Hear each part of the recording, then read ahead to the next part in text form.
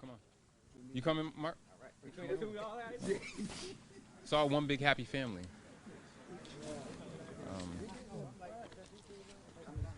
Well, hello, everybody. We're here to talk about a very important topic, particularly because we're going into Labor Day, but also the start of school.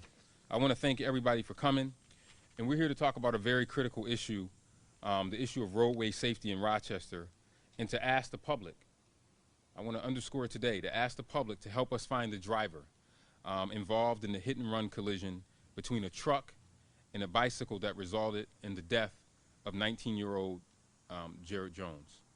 And you know, and we're going to hear from Fred in a second, Jared's dad, and I want to thank his family for being here. Our hearts are broken for that. When I see Jared, any of us that rode our bikes or were kids can see ourselves in that situation, or if you have children. He graduated School of the Arts, so many of us identify with Jared, and our hearts are broken for Fred and the family. And I want you to know that the Rochester Police Department is fully committed to finding the driver who perpetrated this incredibly selfish and cowardly act. We're going to have the chief again give a description of the car that we're looking for. He'll touch on that. And we're hoping that an arrest will be made soon in this case. Rochester Police Chief David Smith is with us. Victor Sanchez, oh, there he is. This is Victor. He's undercover. You got the shades on. Good to see you. He's also going to talk about the work that Reconnect Rochester is doing around this area. Fire Chief Felipe Hernandez and Richard Perrin, Commissioner of Department of Environmental Service, are also here to answer any questions at the end of the program. Now, the collision with Mr. Jones, with the bike that happened on August 3rd, was just down the road from here on Lake Avenue. And please notice that I didn't use the word accident. I didn't use the word accident. We don't know what caused the initial impact between the bike and the vehicle, but the decision to flee the scene was 100% purposeful. This was an action of a selfish coward, plain and simple. And they must be held accountable to the fullest extent of the law. The privilege of driving comes with a lot of responsibilities, and that includes taking responsibilities for your actions. On the way here, I witnessed someone on Lake Avenue run a red light when it was clearly stopped. And anyone knows how, and then not only did they run it, they sped it, and it was intentional. That's what leads to these types of crashes. And I'm asking anyone who might have information that can help us find this person and make an arrest to call us and give us information right away. You can call 911, 311, and there's a lot of people who have been doing, they know they can call me in the mayor's office, 428-7045. Or you can call Crime Stoppers, 423-9300, or submit an online tip at www.rockcrimestoppers.com. Please help us find this person and bring them to justice. In addition to appealing for that information, I also want to take this opportunity to urge Rochester motorists to drive carefully and remember that it is our obligation to share the road with those on bicycles and other untraditional modes of transportation like electric scooters. That is always an important thing to remember, but it is especially important to keep in mind as we head into Labor Day, as I said, and as we get ready for our children to start school next week. We have to share the road. Lives depend on it. And guess what? The bikes and pedestrians aren't going anywhere. In fact, we are making steady progress in our plans to make our roads more inviting to bicycles and pedestrians with infrastructure investments guided by our Complete Streets policy.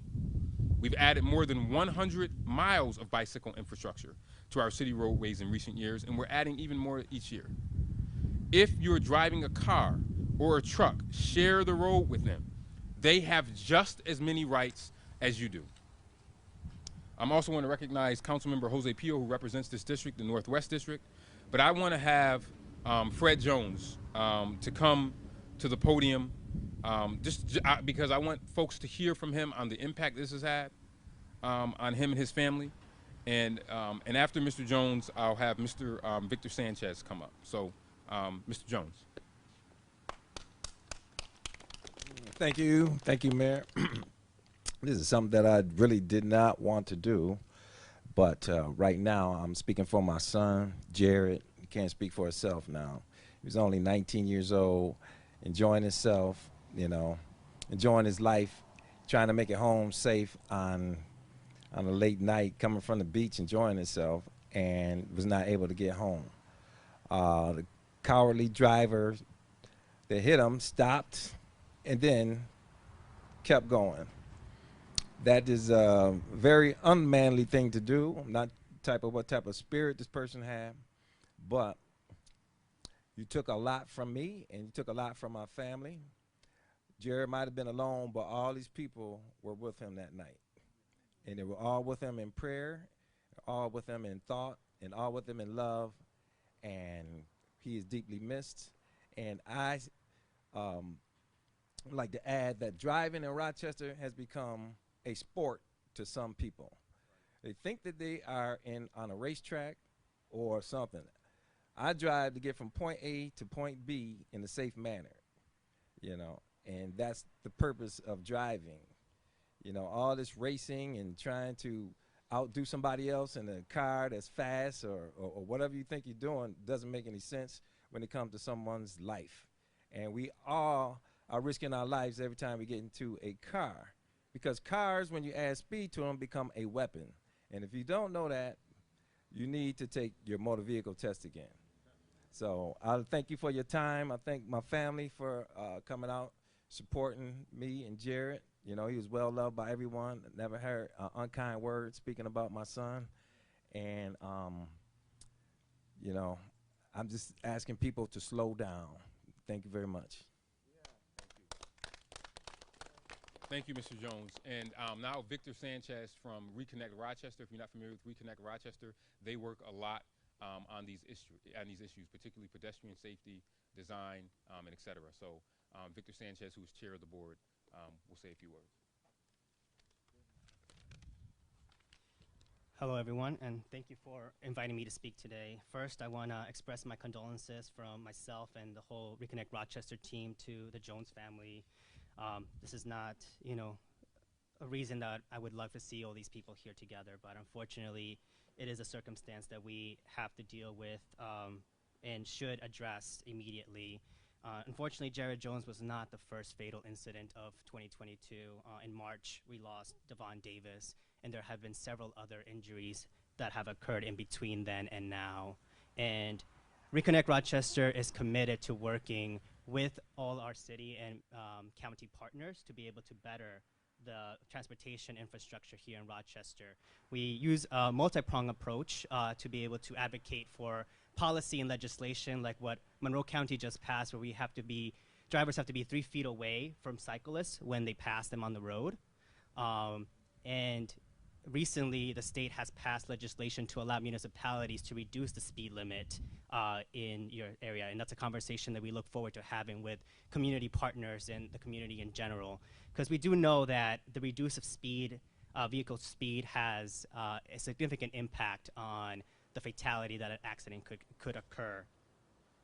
Just the average risk of death for pedestrian reaches 10% on an impact speed of 23 miles per hour, and increases significantly every mile per hour that you increase from there. So that's definitely a conversation that we want to have. Reconnect Rochester is also definitely focused on just the complete street design that creates barriers for cyclists and pedestrians to be able to share the road with vehicle traffic, because we know that all modes of transportation are important and crucial to the livelihood of our community, not just for getting from point A to point B because of means of work, but also access to healthcare or other vital resources that are required. Not everybody has access to a car, and not everybody wants access to a car. So it's really important that we're able to have infrastructure that protects pedestrians and cyclists in our roadways. And just to share, some facts about how crucial this is, from 2016 to 2020, there have been 64 fatal deaths, bicycle crashes in the city of Rochester, which is, compared to the city of Buffalo, which has a slightly higher population than we do. So it definitely is a critical issue that we need to address. And I look forward to working with everybody here, all our community partners, and I definitely thank Mayor Evans and his team on making this a top priority here in our inner city of Rochester. Thank you. Thank you, Victor. And now I'm going to have Chief Smith say a few words about some enforcement details in the works. But we can't. Enforcement is important, but this isn't. We can't enforce our way out of this. We got to change hearts and minds as well. So we got to use education, but we also got to use some enforcement. And that's the way I roll. If anyone that knows me, we want to do the education. We want to encourage people to reduce their speeds. But we also have to use some enforcement. And I want to have Chief Smith talk about some enforcement. And then I'll take some questions and answers about speeding in this initiative in terms of us getting the word out. And then any off topics. It's so hot, we're going to let people go home, and then you guys can ask me under the tree where there's some shade. So, Chief Smith. Thank you, Mayor. First of all, obviously, my condolences to the Jones family. I have one of my 5 children actually here with me today. He's taken advantage of the summer months to spend some time with me. And I can't begin to fathom the loss that the Jones family is experiencing. Some specifics on that incident, in case you don't already have them. It happened August 3rd, just after midnight, just a short ways from here, the 2800 block of Lake Avenue. The young man, Jared Jones, was 19 years old. He was riding his bicycle at the time. The suspect vehicle in the case is a 2013 to 2022 black Dodge Ram pickup truck. We are encouraging anyone who has information related to that incident to please call 911, call 311, or you can call Crime Stoppers with any information you might have to help bring this case so that his family can have some peace. And as the mayor said, enforcement, obviously our goal is always, in law enforcement, our goal is always voluntary compliance. This nation was not built on the principle that there would be ever enough police that enforcement would solve our problems, and that's not our goal. But voluntary compliance comes hand in hand with enforcement. So I can tell you in the past 3 months, our traffic enforcement unit, although they have been detailed to ATVs, as we've talked about many times, they've also conducted details in the Lake Avenue corridor here. And that was made possible by a grant, which allowed them to work additional hours and then concentrate on Lake Avenue. So in the past 3 months, they conducted 19 additional details in the Lake Avenue corridor. As a result, they issued 689 traffic tickets and towed 19 vehicles. This initiative will continue when the grant renews in the fall if it is approved legislatively by the city and we're able to continue to keep the grant. I'd also like to thank my partners behind me in the New York State Police. They've conducted a few details on Lake Avenue here as well, high visibility and high enforcement details. And we're always grateful for their cooperation, not only in violence reduction, but in matters such as this. And then finally, again, just a reminder, with Labor Day weekend upon us, it is the back to school season. So, school buses are going to be out there. The children are going to be walking to school. It only takes a split second for a child to step into the roadway in front of you. So please, it is incumbent on everyone to remember that our children's lives depend on how we are driving and how we are operating our motor vehicles. Thank you. Thank you, Chief. Thank you all for being here today. And again, our condolences go to the Jones family. But condolences is not enough. They also need justice. And how you can ensure justice is by making sure that if you know something about this case, that you call 911, 311, Crime Stoppers, the mayor's office. I don't care who you call, but we want you to give us information.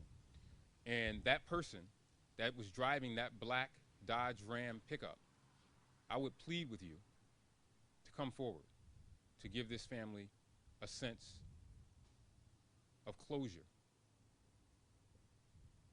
They know who they are, or someone knows who this person is. And then lastly, I want to say, slow down, folks. Slow down. This is not a speedway.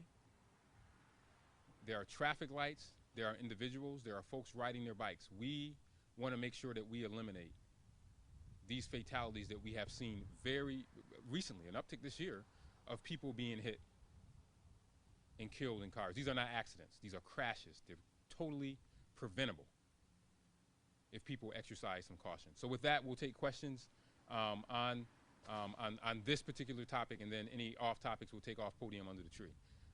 Yes.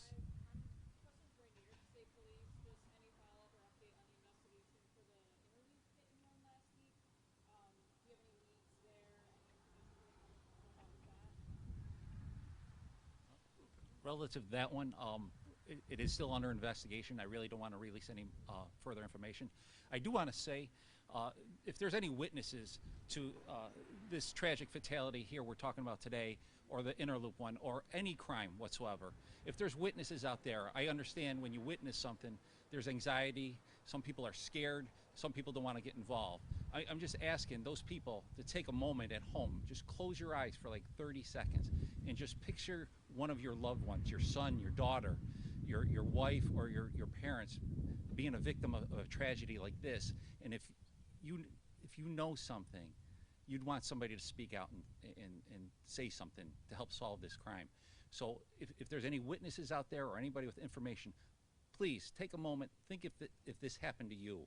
So reach out, like the mayor and the chief said, 911, 311, anybody, the state police, reach out to us with any information that you may have. Thank you. Thank you. Yes.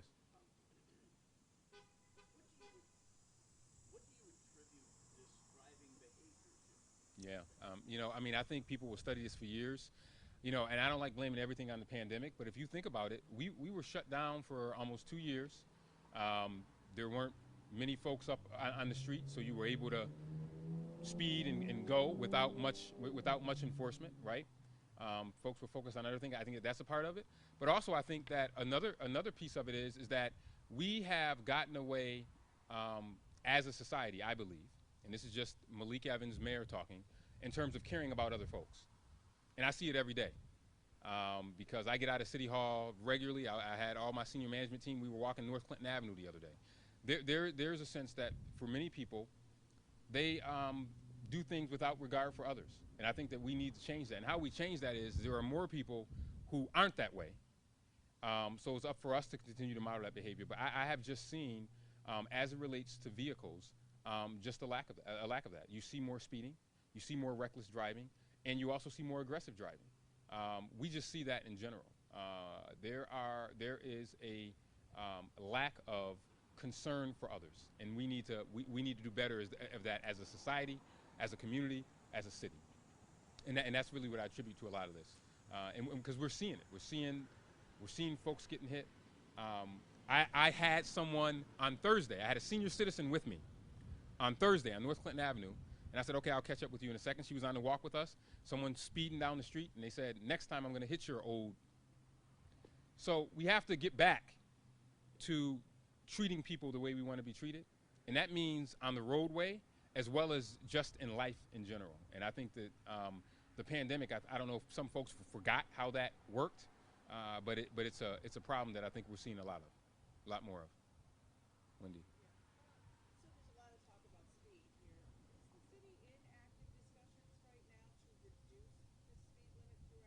Well, you know, that legislation was just signed. We have not had conversations about that yet, but that is a tool that we now has been made available to us by the state, and that would allow us, for example, to lower speeds from 30 to 25 miles per hour. We have not had those internal discussions yet at all, but it is something that was just signed. It's very new, a few weeks ago. It does now give us the ability to do that. NICOM, which I'm a member of, the New York Council of Mayors, advocated for that this last legislative session. That is now a tool that we have in our toolbox. I do want to say that, and the chief said this, and I'll say this, enforcement is just one of the tools that we have. But there's stuff that we have to do with hearts and minds, because even if we lowered it to 25 or 20 miles per hour, we still have individuals who think that they can do whatever they want. So we have to use that enforcement mechanism, but we also have to make sure that we continue the education piece of having these conversations, connecting with organizations like Reconnect Rochester to show people the impact. And this is why having Mr. Jones here and his family is so important, because this is the impact. This is the impact. This is the end result of someone deciding to speed so fast, not have respect for motorists, and we have a 19-year-old young man that has lost his life and has changed the trajectory of an entire family, of an entire community. So while we have those tools, yes, we're going to use those tools, but we also have to appeal to people's emotions and senses to say, if this was your family member, if this was your grandmother, that person that said that to that senior citizen on Clinton Avenue who's been living in that neighborhood for 40 years, is that something that you would want someone to say to your grandmother? Or would you want your 19-year-old son or cousin or grandchild to be hit by a pickup truck? So it's two phases. And we have to ask ourselves, is this the city or community or country that we want to live in? I think the majority of people would say, hell no, it is not. Last question? Anything else? All right, again, I want to thank everyone for being here. I think the media, you guys are key in this. Anything we can do in terms of working with you on PSAs or other things to encourage motorists to slow down. The state does some great PSAs that are there, but we need justice for this family. I want to thank, again, the Jones family for being here today and speaking out.